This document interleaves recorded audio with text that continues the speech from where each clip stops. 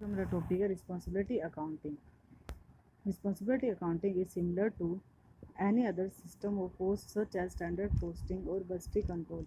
और जो ये हमारा रिस्पॉन्सिबिलिटी अकाउंटिंग होता है, ये एक जैसे सिस्टम होता है जो सिस्टम ऑफ कोस्ट है उसकी तरह, स्टैंडर्ड कोस्ट बजटरी कंट्रोल की तरह, but it with greater emphasis towards fixing of the responsibility of the persons interested with the execution और स्पेसिफिक जॉब। और इसके अंदर जो हम ज़्यादातर रिस्पॉन्सिबिलिटी फिक्स करते हैं और जो कि पर्सन होते हैं वो स्पेसिफिक जॉब कर रहे होते हैं, जैसे कि प्रोडक्शन में काम कर रहे होते हैं, उनको हम responsibility definition specific accounting as that type of management accounting that collects and reports both planned and actual accounting information in terms of responsibility center। responsibility accounting होता है वो एक जैसे मैनेजमेंट का टाइप, तो इसके अंदर हम इंफॉर्मेशन जो भी होते हैं उनको कलेक्ट करते हैं और रिपोर्ट करते हैं, प्लान और एक्चुअल इंफॉर्मेशन जो भी रिस्पॉन्सिबिलिटी सेंटर की आती है वो उसको फंडामेंटल एस्पेक्ट्स और एसेंशियल फीचर्स और रिस्पॉन्सिबिलिटी अकाउंटिंग। इसके अंदर फर्स्ट है इनपुट एंड आउटपुट। इसके अंदर हम इनपुट यानी कॉस्ट और रेवेन्यू को देखकर ही मतलब रिस्पॉन्सिबिलिटी अकाउंटिंग करते हैं, इनका यूज़ करते हैं। उसके बाद प्लान एंड एक्चुअल परफॉर्मेंस। इसके अंदर हम बस्टिंग का भी यूज़ करते हैं, प्लान और एक्चुअल परफॉर्मेंस देखते हैं उस डिपार्टमेंट की seat. Identification of responsibility centre. उसके अंदर हम ऑर्गेनाइजेशन के अंदर कई डिपार्टमेंट या डिवीजन होते हैं, उसके अंदर सेंटर बना देते हैं। उसके बाद है relationship between organisation structure and responsibility accounting.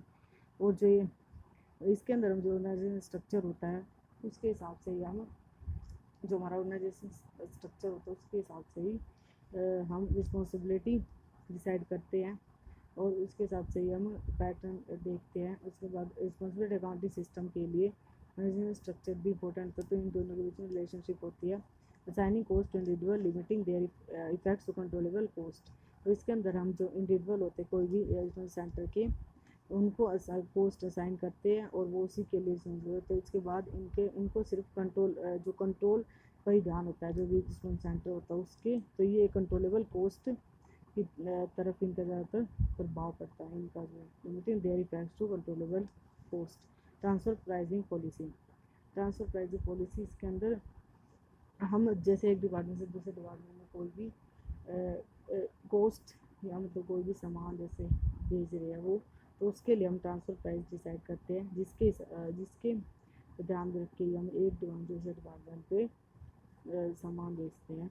So the performance reporting. इसके अंदर हम किसी भी पर्टिकुलर डिपार्टमेंट जिसका हमने एक सेंटर बनाया उसकी परफॉर्मेंस को देखते कि वो एक्चुअल और प्लान्ड से मिलती है या फिर अलग है। उसके बाद है पार्टिसिपेटिव मैनेजमेंट। इसके अंदर हम जो भी हमारे एम्प्लॉयज़ होते हैं उनको भी हम मैनेजमेंट के अंदर भाग लेने देते हैं और इसके अंदर हम उनको ही रिस्पॉन्सिबिलिटी देते हैं, मैनेजमेंट बाय एक्सेप्शन। और इसके अंदर हम डेविएशंस को देखते हैं प्लान और एक्चुअल के बीच में, और इसके अंदर कंट्रोल पर ज़्यादातर फोकस होता है ना कि और जो काम होते हैं उन पर। ह्यूमन एक्सपेक्ट और रिस्पॉन्सिबिलिटी अकाउंटिंग।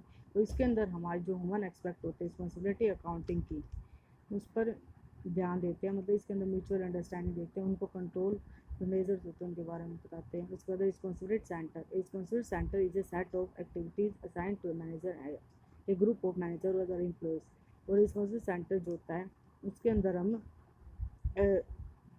एक्टिविटी असाइन करते हैं किसी मैनेजर को और उनको रिस्पॉन्सिबिलिटी भी देते हैं।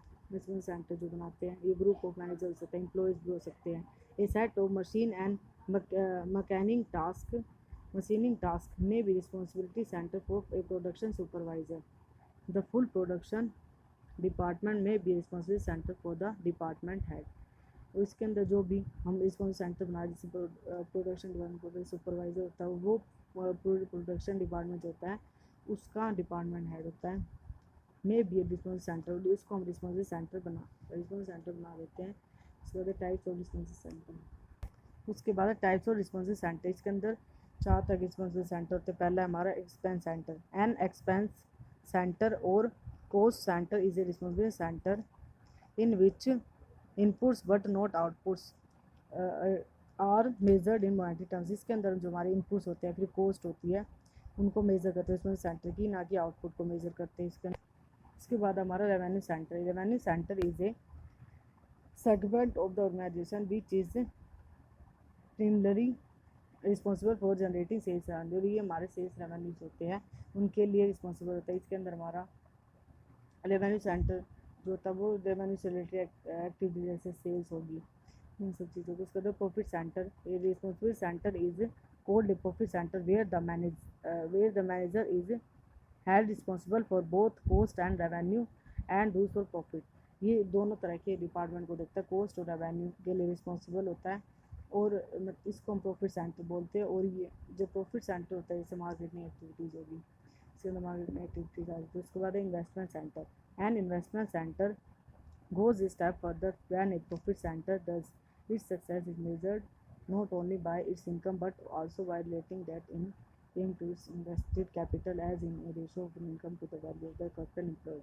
जो हमारा इन्वेस्टमेंट सेंटर होता है वो प्रॉफिट सेंटर से अलग होता है, मतलब उसकी तरह ही होता है लेकिन इससे थोड़ा अलग होता है। उसके बाद है, और इसकी जो सक्सेस होती है वो हम इनकम से मेज़र नहीं करते, बल्कि जो हमारी इन्वेस्टेड कैपिटल है उसके उससे इसको देखते हैं, और ये जो है रेशो बताता है जो हमारी income to the value of capital on account of this deferred investment centre are generally used only for relatively large unit.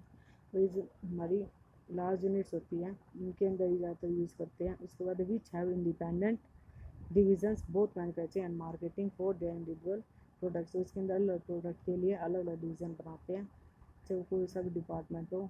The performance of an investment center can be measured by relating profits of the investment base। इसके अंदर जो investment centre है उसकी जो performance को हम जो profit होता है, प्रॉफिट को इन्वेस्टमेंट से देख के बेस लेके इन्वेस्टमेंट बेस को उसके बाद हम मेजर करते हैं। The two methods which are generally used to evaluate the performance of an investment center are, first है इसके अंदर रिटर्न ऑन इन्वेस्टमेंट या capital employed. Return on investment establishes relationship between profits and the capital employed. और जो हमारी return on investment होती है वो रिलेशनशिप बताती है, मतलब संबंध बताती है प्रॉफिट जो हमारी कैपिटल एम्प्लॉयड है उनके बीच में। The term capital employed refers to the total investment made in the investment centre. जो हमारा इन्वेस्टमेंट सेंटर है उसके अंदर हमने जितनी इन्वेस्टमेंट की वो कैपिटल एम्प्लॉयड ये दौर कर सकते हैं। Net profit should be take, इसके अंदर जो हमारा नेट प्रॉफिट लेते हैं वो बिफोर टैक्स वाला लेते हैं, क्योंकि टैक्स बाद में देते हैं। इसका return on investment, so net profit divide by capital employed into 100। So the economic value added second. इसके बाद it is also referred to as residual income approach और परफॉर्मेंस इवैल्यूएशन। इसके अंदर हम जो हमारा कोई भी रिस्पॉन्स सेंटर है उसकी परफॉर्मेंस निकालने के लिए यूज़ करते हैं, इसको हम रेजिडुअल इनकम अप्रोच भी कहते हैं। It is very popular method use to measure the surplus value created by investment, की जो हमने इन्वेस्टमेंट किया उससे हमें कितना प्रॉफिट है सरप्लस हुआ है उसकी वैल्यू देखने के लिए यूज़ करते हैं। ये has been considered as a better measure of divisional performance as compare to the return on asset. और जो हमारी रिटर्न ऑन एसेट होती है उसके अलावा उससे उसकी तुलना में ये जो हमारी डिविजनल परफॉर्मेंस होती है किसी इन्वेस्टमेंट सेंटर की वो पता करने के लिए यूज़ करते हैं इसको। ये इकोनॉमिक वैल्यू एडेड को net operating profit after tax minus cost of capital multiply capital invested. जो हमारी कॉस्ट ऑफ फंड जितनी होगी उसको माइनस कर देंगे net profit before after tax में से जो हमारी कॉस्ट ऑफ फंड्स होगी उसको माइनस करके निकाल दो उसको। And investment is accepted only if the surplus if is positive. अगर हमारा जो इकोनॉमिक वैल्यू एडेड है अगर वो पॉजिटिव है तभी हम इन्वेस्टमेंट को लेते हैं कि ये हमारे लिए अच्छी है, ऑर्गेनाइजेशन के लिए अच्छी है या नहीं है। और इसके अंदर जो हमारी इकोनॉमिक वैल्यू एडेड जो हमारा मेथड है ये जो हमारे शेयर होल्डर होते हैं उनकी जो वेल्थ होती है या इनकी जो इनकम होती है उसको मैक्सिमाइज करता है, यानी इक्विटी शेयर्स की वैल्यू को इंक्रीज करता है इकोनॉमिक वैल्यू एडेड मेथड। और यही था हमारा इकोनॉमिक वैल्यू एडेड मेथड। तो इसके अंदर ये दो मेथड हम इन्वेस्टमेंट सेंटर के अंदर यूज़ करते हैं। Thank you.